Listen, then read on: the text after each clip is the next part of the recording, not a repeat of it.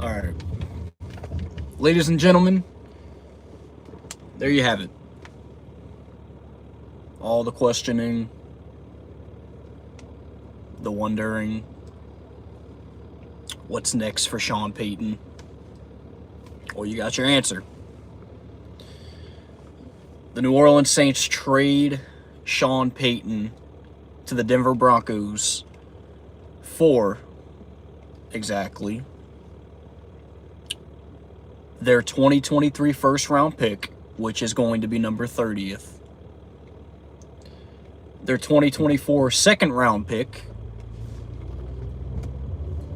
And the Saints also were asked to trade their 2024 third round pick, along with Sean Payton.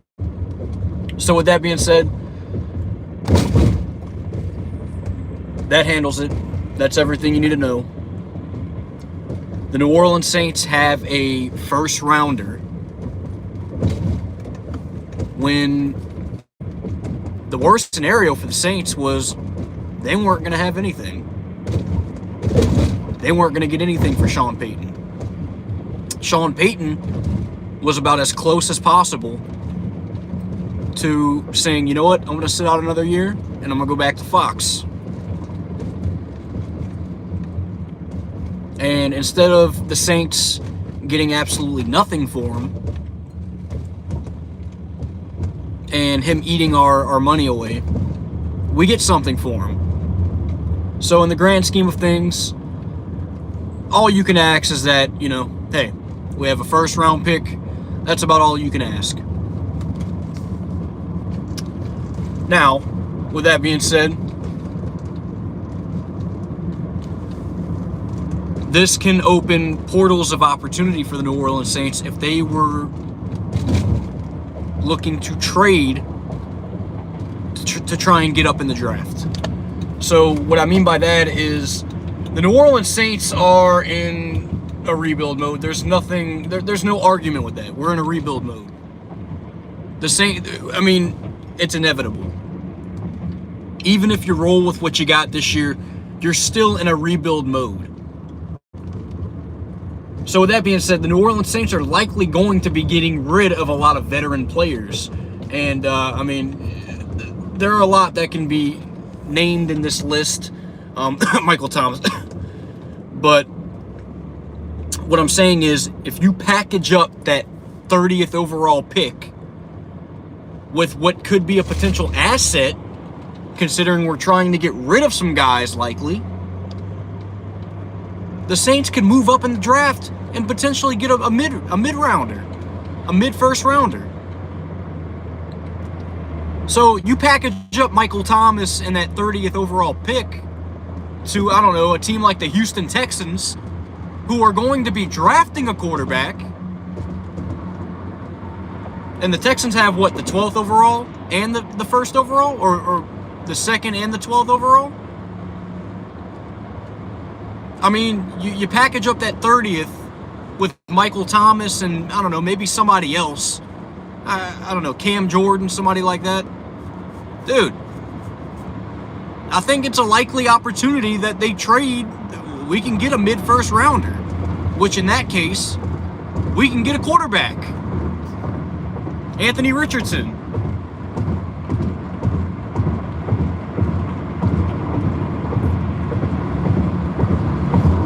I want Anthony Richardson from Florida.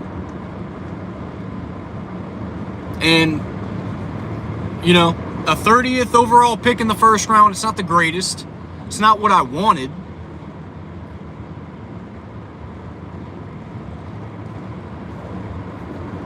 But it opens opportunity for a potential trade to move up in the draft. So you can be butthurt, you can be pissed off all you want or whatever.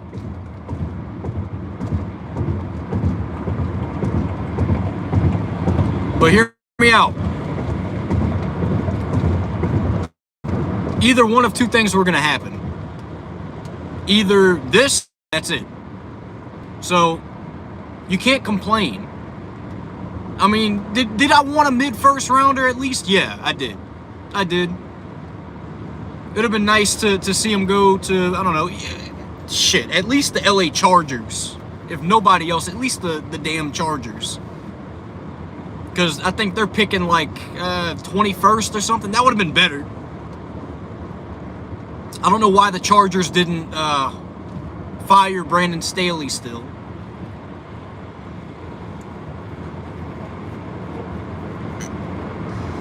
But the fact of the matter is that we now have a first rounder, which opens up a portal of opportunity and potentially a trade opportunity.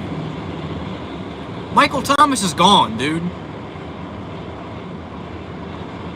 We're not fucking... We're trading his ass. We're getting rid of his ass.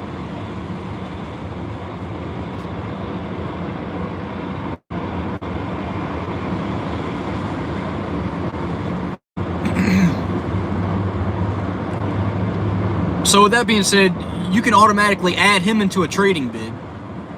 So you put that 30th overall pick.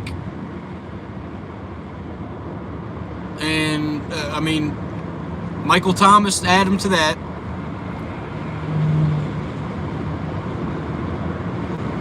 And then see what you got. I mean, you got teams like the Texans that have 2 first-rounders. I know Arizona's got 2 first-rounders. Seattle's got 2 first-rounders. I mean, we'll see who's desperate enough to want somebody like Michael Thomas on their team. Which not a lot of people will be, but there's some teams that may. Some teams may.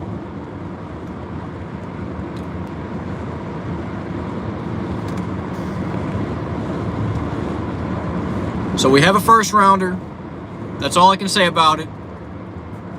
Let's see what we can do in the offseason to try to move up.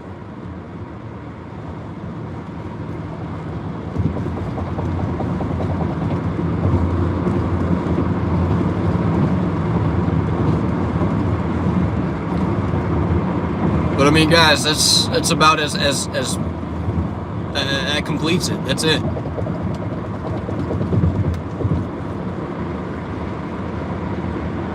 Do I think Sean Payton's going to fare out well in Denver? I don't know, dude.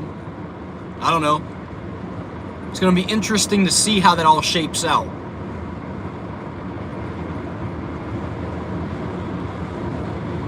I think he can get Denver to 500 or close to 500. I don't think they're going to be that bad as they were this year. But I don't know if they're going to become a Super Bowl team or anything like that. I mean... If I'm being quite honest, with how narrative the NFL has been lately, I can definitely see a storyline with the Saints being better than Denver next year. I can see the Saints being better than Denver next year. Even with the shit team that we got, I can see the Saints being better than Denver. I don't know if that's going to be by much. But considering the NFL narratives that have been going around and that have been happening, I mean, look at the Seattle Seahawks. They have a way better season than the Broncos without Russell Wilson. Let's see if the Saints can duplicate something like that. Let's see if the Saints can have a better season without Sean Payton than the Denver Broncos do with Sean Payton.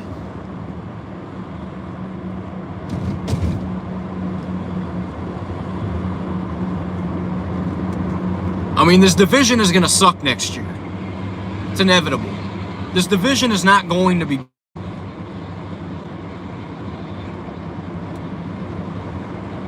Face it, the division is going to suck. It's going to be bad again.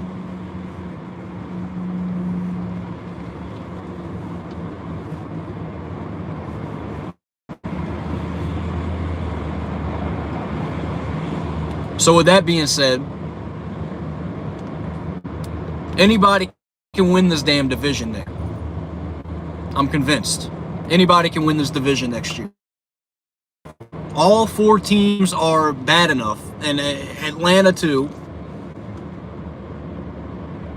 Atlanta could arguably be the best team in the division, and that's not saying much. And I still think they're going to find a way to fuck it up.